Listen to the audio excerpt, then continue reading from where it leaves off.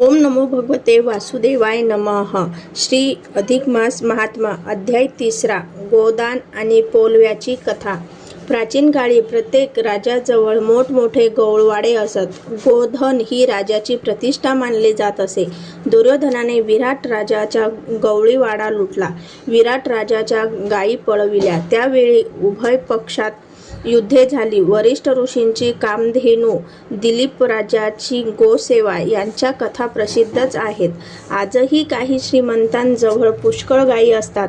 अशा श्रीमंतांनी अधिक महिन्यात ब्राह्मणांना गायीचे दान दिले तर ते महापुण्यकारक दान होते। दान घेणारे ब्राह्मण सत्पात्र आणि गायीचे संरक्षण करण्यास, गोपालनास समर्थ असेच असावे लागतात। जी गाय दान द्यायची ती कशी असावी ते ऐक। ती गाय सुंदर, धष्टपुष्ट आणि सवत्स अशी असावी। भरपूर दूध देणारी, गरीब अशी गाय धार काढण्याच्या भांड्यासह तिच्या गळ्यात घंटा बांधून योग्य अशी शृंगारून पुरुषोत्तम गोपालकृष्णप्रीत्यर्थ संकल्प करून ब्राह्मणास दक्षिणेसह द्यावी।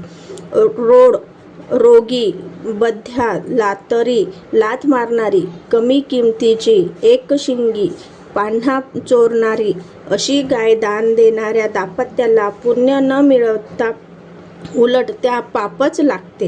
गायीच्या अंगात सर्व देवांचा निवास असतो। गायीच्या पंचगव्यात सर्व तीर्थे सामावलेली असतात। म्हणून गोदान करणे हे सर्वात पुण्यकर्म आहे। ज्यांना हे शक्य आहे त्यांनी अधिक मासात हे गोदान करून महापुण्य प्राप्त करावे। भगवान विष्णूंनी लक्ष्मीला गोदानाबद्दल ही माहिती दिली तेव्हा लक्ष्मीने विचारले, गायीच्या अंगात सर्व देवांचा निवास कसा? मग विष्णूंनी लक्ष्मीला त्याबद्दलची कथा पुढील प्रमाणे सांगितली। पूर्वी पौलव्य नावाचा एक महान तपस्वी ऋषी या पृथ्वी तलावर होता। त्याने इतके खडतर तपश्चर्या केली की त्याच्या त्या पुण्याईने त्याला इंद्रपद प्राप्त व्हावे अशी परिस्थिती निर्माण झाली। मग देवेंद्राने विचार केला की या पौलव्य ऋषींची तपश्चर्या भंग केली पाहिजे। त्यासाठी त्याने काही सुंदर अशा अप्सरांना त्या कामगिरीवर पौलव्याकडे थेट पाठवून दिले। त्या अप्सरा पौलव्याच्या आश्रमात आल्या। नृत्य गायनाने त्यांनी पौलव्याच्या समाधीचा भंग केला। दृष्टादृष्ट झाली आणि पौलव्य ऋषी रागावून म्हणाले, तुमचा हा नखरा खरा नाही। हा नसता उद्योग कशाला करायला तुम्हाला कोणी सांगितले? ते खरे सांगाल तर ठीक, नाही तर मी तुम्हाला शापून भस्म करीन।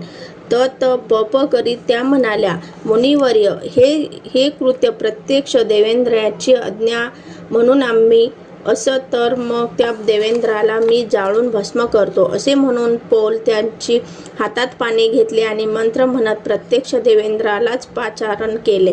पण काही केल्या देवेंद्र तेथे येईना, कारण तिकडे इंद्राचे आसन ढळमळले। इंद्राच्या अंगी हुडहुडी भरली। तो तिथून पळून देवेंद्राकडे गेला, म्हणाला, पौलव्य ऋषींच्या शापापासून आमचे रक्षण करा। विष्णू म्हणाले, देवेंद्रा, अरे ऋषीमुनी ब्राह्मण यांचा छळ करण्याची सवय आता सोडून दे। पूर्वी तुझ्या ह्याच खोडीमुळे तुझी सर्व संपत्ती गेली होती आणि ती पुन्हा मिळवण्यासाठी समुद्रमंथनाचा खटाटोप सर्व देवांना करावा लागला। आता पुन्हा त्या पौलवाचा राग। तिकडे पौलव मुनी हातात पाणी घेऊन मंत्र म्हणत इंद्राला आवाहन करीत होते।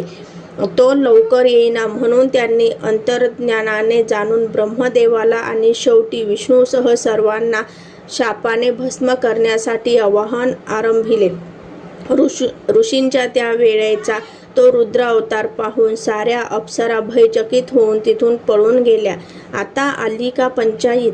देवेंद्रा, तुमच्या ह्या उपद्रव्यापायी ब्रह्मदेव गर्भगळित झाले, मलाही कापरे भरले। बापरे, आता चला महादेवाकडे। कोणतेही अरिष्ट स्वतःवर झेलणारे तेच वरिष्ठ देव आहेत।